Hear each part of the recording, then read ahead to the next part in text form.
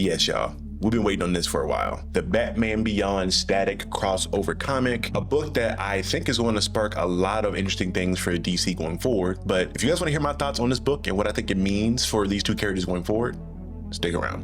Roll the intro. You're now watching The Captain.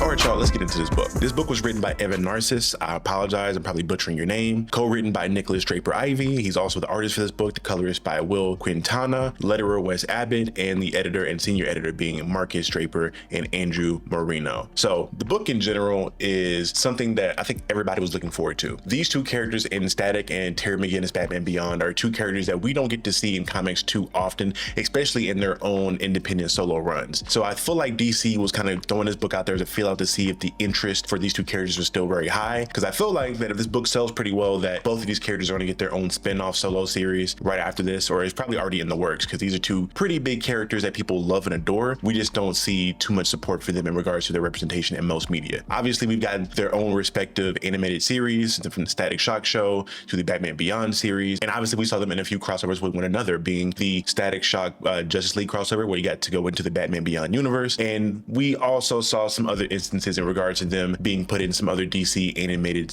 shows and movies, like Static being in Young Justice and the Batman Beyond being in like the new DC Infinite Crisis on Infinite Earth stuff. I don't know. It wasn't too good, so I don't pay too much mind to it. These characters they've been around for a while, is my point. And in this book, people were looking forward to seeing these two work together in an action and just seeing them out there again in their own comic series. So putting them together was something that I thought was very dope, especially for the factor of a lot of people love the adult version of Static that we saw in the Static Shock series. And we don't get to see that version of the character too often. So I thought it was cool to use Batman Beyond and just, go a little bit forward in time so that we don't have to hear about this like whole weird time travel thing to get them together in a story. So this book is taking place 20 years after the traditional timeline we usually see Static Shock in, where he's a teenager. So he's probably somewhere in his early to mid 30s at this point in time. And he seems to have a lot of pressure on him, because this book is opening up with this whole mission by the future Justice League, into which they're trying to run a test where they can showcase that they have the ability to use subliminal travel in a way to impress this organization called the Cooperative, which I kind of look at it as the United Nations on Earth, but it's like the United Nations for the galaxy.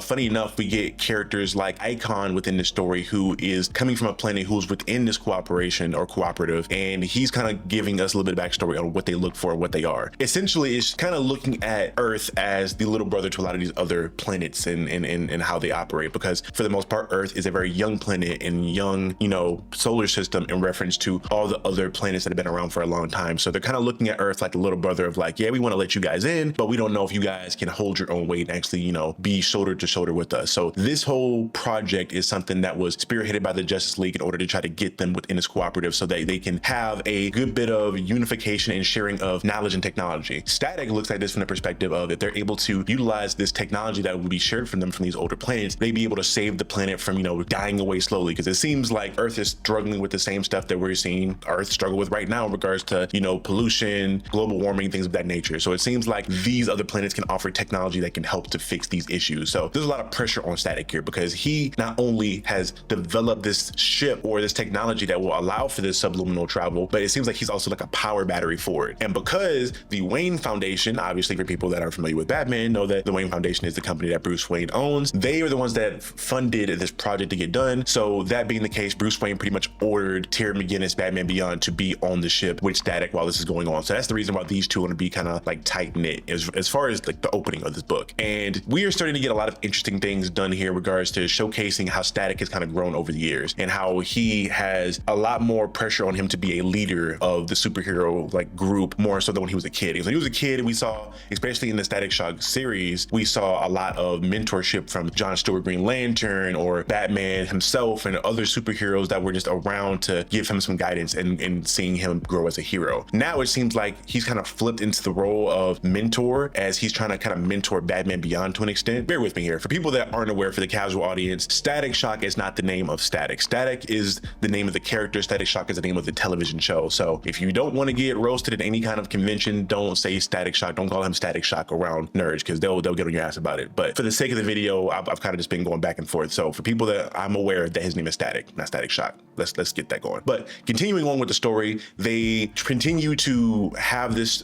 test go down, and they jump through what I assume is some advanced form of hyperspace, and they end up in the middle of this battlefield with the Kuns, I believe. Y'all say I'm terrible with pronunciations for made-up species. I'm sorry. The way I'm reading this is the Kuns. And they are described as this like scavenger race of people where they go around stealing technology from other people and put that in their own technology, and they just go about, you know, being pirates essentially. And in this battle, we see the Justice League step in to stop the battle. So we're seeing people that we if you watch the Justice League, the animated series show, or the Static series, or the Batman Beyond show, you've probably seen some of these characters around before. So Big Barda being one, which, side note, I forget that Big Barda doesn't age, I guess. I don't know what her whole deal with the fact that she hasn't aged is, because if you watch the Justice League, the animated series show, where she's like back in the timeline of like when Static will be a teenager, she seems to be like, you know, in maybe her late 20s, early 30s. And in this series, or at least in this book run, it looks like she hasn't aged at all, which is kind of wild to me. I gotta familiarize myself with her abilities again and seeing who she is, because hey, she ain't aged today. But besides her, we see obviously older Superman in this, as well as Icon in this, which we know Icon's not going to age because of the way his abilities work, so he's here. We see a future Green Lantern, the Flash, Micron, a bunch of the characters that you saw in the Justice League animated series, future stuff, as well as the Batman Beyond stuff. If you watch those series, you'll recognize a lot of the appearances that you see here, even the Hawkman, which is the son of Shiera and John Stewart in this universe. So it seems like maybe this book is going to follow a lot of the timeline canon that we saw from the Justice League animated show, at least to my knowledge so far from what I've gathered reading the story. But they go through this battle, they stop the battle, but the way that they stop the battle is really interesting, because Static kind of comes to the forefront and is showcasing him using his powers in a degree that I personally haven't seen too often. I know that he has some broken feats in some of his independent stuff that we've seen from the Dakotaverse stuff and even some of his DC solo run comic stuff, but we literally see him in this have the ability to suck in all the energy from these ships around him and then like spit it back out, it seems like in the shockwave, almost like an EMP, but he's able to leave them with a certain amount of energy within the ships where they can have life support.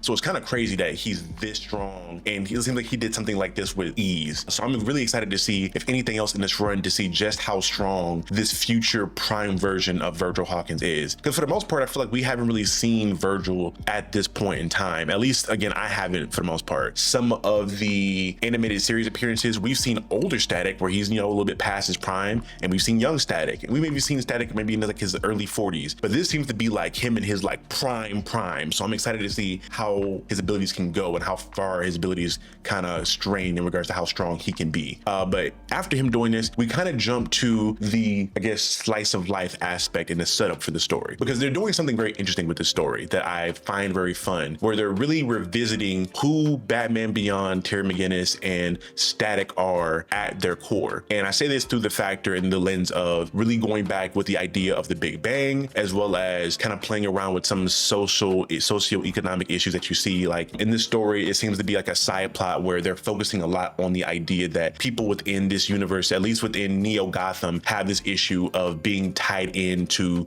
work and into notifications and algorithms a little bit too much, to the point to where this side character that we meet called Melvin, he has this like, you know, issue with the fact that his parents don't really get to bond with him as much because they're working 24/7. Like for whatever reason, they have this whole thing where like they work from home and they have this door that seems to like seal off at a certain point in time, and once it's sealed off and they start work, Melvin can't speak to his parents while they're at work. So he's kind of understandably distraught because he just can't communicate with his parents, and he wants to try to unplug people. It seems like they're kind of building up to Melvin maybe being this form of an anarchist, at least in this form or fashion in this universe, to where he wants people to unplug from the daily rigor and the hustle and bustle of life, which I kind of really enjoy this, you know, side plot here, because it seems like it's very much so mirroring what we go through in real life, at least in America, where people are so locked in on the grind and on work and just surviving by working that they never really get to enjoy life and get to slow down and just smell the roses. So a character kind of revolving around that that in a futuristic landscape where technology is so advanced, it makes sense that as technology gets more advanced, people kind of dissociate a little bit more from humanity as a whole. The second thing that I think is the main plot of this that I really find interesting is revisiting Virgil's backstory in the Big Bang. It seems like that this version of the Big Bang is kind of different from the animated series version because they say that the thing that caused this Big Bang and caused bang babies was this thing called Q juice. So for the most part, the situation of everything remains the same. Static's in this place at the wrong time and ends up being gassed by police with this experimental juice, or I guess formula called Q juice. And the thing that I like about the change up with this was that instead of this being like a gang war, this was the whole thing in regards to where we saw police gassing protesters that were protesting police violence. And I think this is a cool thing to add into Virgil's story, especially something that you would understandably see that Black writers are writing in regards to Virgil's always been a man of the people and sticking up for people, especially if you watch the animated series to any extent. They tackle a lot of tough things like racism and police brutality in the series. So for police brutality being the thing that started his origin story and the reason why he was at those docks or at that place at that point in time, seems like just a perfect way to kind of,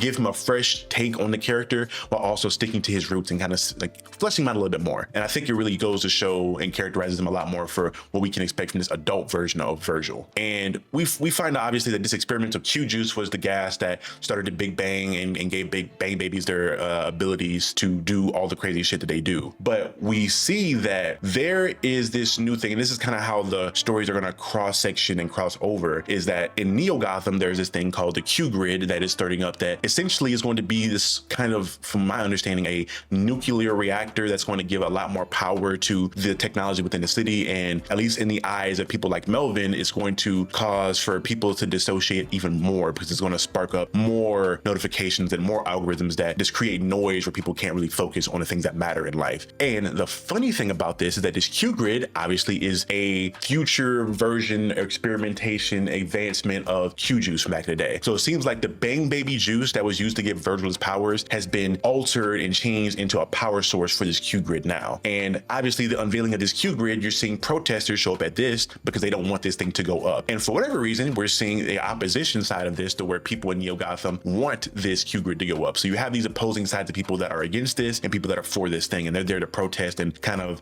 fight off one another. And while this is happening and while this protest is going on during the unveiling of the Q grid, obviously, if you watch the series, the Batman Beyond series again, you'll recognize these people. The Jokers are there, the crime organization that is just a spawn or a subsidiary of the Joker gang from back in the day. And they are there to cause trouble, and they end up causing this massive explosion that for what it seems like releases the Q juice, the bang baby juice. It seems like they're kind of creating a second Big Bang. For the most part, from what it seems like, only one person was affected, the kid Melvin that I spoke about earlier. It seems like he's going to get some kind of meta-human abilities from this Big Bang and maybe develop into the main villain of this story, possibly. But I would find it very interesting too if they were able to maybe have a second Big Bang to where more people get abilities. It'd be even interesting to see a character like Max maybe get meta-human abilities. And again, if you've watched the Batman Beyond animated series, you've seen Max and know who she is. She's essentially one of the best friends of Terry McGinnis. And she's at this event too, this protest. Her and Terry are there. So the fact that this fuel is being released and we see Melvin like deep inside of it, and he's like, seems like he's about to just get, infused with this crazy new meta-human ability.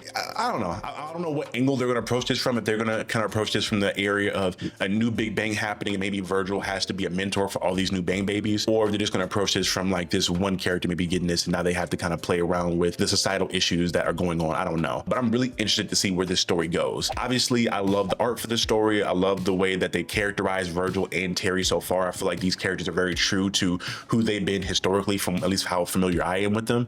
And I don't know, I'm excited to see where this story goes and where they're taking it, because for the most part, the first issue was pretty solid. I don't think it started off amazingly well, like it didn't end with a bang, but I do think they gave enough of a little lead for people that are interested in these characters to give future interest in future issues of this story. Because for the most part, I believe this is going to be a mini series. I don't think this is like slated to be this 30-50 long issue run. It's going to, I think, maybe a 5-issue run. I have to do my research. Yeah, so this is going to be a 6-issue limited series. So for for people that are fans of either Terry McGinnis or Virgil Hawkins, I think this is the book for you. I think this issue or this version of these characters is going to be something very familiar to who they are and familiar to you as a fan, as well as you're going to see them, you know, operate at their peak as far as their abilities go. Because we already know that Terry's going to get to do his Batman stuff, but it seems like we're getting the strongest version of Virgil we may have seen in a while as far as him being an adult at his physical peak. And he's also very experienced with a lot of knowledge of how to be a hero. It's dope. And then we're going to get some deep cuts here in regards to possibly seeing more characters from the Dakotaverse pop up, because we've already seen Icon, obviously. But I'm excited. I really enjoyed this issue, and I really hope that more people go to purchase this book, because again, if you're fans of the characters like I am, again, I've done a whole video essay on the origins of Virgil Hawkins and why he's important to not just nerd culture, but Black culture in particular. I'm excited to see where this goes. Hell, give me 1 second. You guys have probably even seen this in the background of my videos. Like, I have the first issue of the first appearance of Static Shock, like, collected, that I have sitting there in the back. So I'm a big fan of Static and Virgil Hawkins as a character. So this is going to be a really dope, fun run for me. So I plan on collecting all 6 issues of this run. So again, yeah, let me know in the comment section below how you guys feel about this particular story. If you guys want to see more from a particular character, see less of somebody else, or if you guys feel like this book in general is true to who these characters are, or if you're just interested in the plot all around, let me know in the comment section below. And if you made it this far in the video, it means to some extent you liked the video. So do me a favor and like the video. And on top of liking the video, there's obviously 2 more things I would like for you guys to do. One of which being this new function that YouTube has called the hype feature, where essentially right next to the comment section, if you guys are on mobile, you can slide over and it gives you the ability to add hype points to a video. And what that does is, for creators who are smaller, like myself, like smaller channels that aren't like at 100K, it puts our videos a lot more on the forefront of YouTube and lets people see the smaller channels and try to, you know, encourage growth of smaller creators a lot more often. And you guys get to do this for free. These hype points are free. You don't have to pay anything for them. So again, if you guys enjoyed the video and want to see my channel grow a little bit more, I appreciate it. If you guys are new to the channel, I'm Captain Diesel and this is the Dojo. I tend to cover a lot of dope stuff on this channel, from comic books, gaming, horror movies in general, video essays on all particular stuff. Again, if you guys are into anything nerd related and pop culture related, check out my channel and all the other amazing videos that I have on the channel. And if you guys want to be updated on my future thoughts on this issues of this Static Batman Beyond crossover and any other potential heat that I drop on this channel, please subscribe to the channel and hit that bell notification so you can make sure you guys are notified about everything that I post on this channel. And beyond being subscribed for the videos that I'm posting on here, you guys want to subscribe to the channel and maybe follow me on any of my social media platforms you see in the description below, so you guys can keep up with the release of my new comic that I myself have written and created with a team of amazing people called Reaper. Again, I'll give more details on Reaper and what it's about and what it means to me and how I think it's going to affect people that read it in the future as we get closer to the release, which should be in another week or 2. If you guys are interested in buying the book,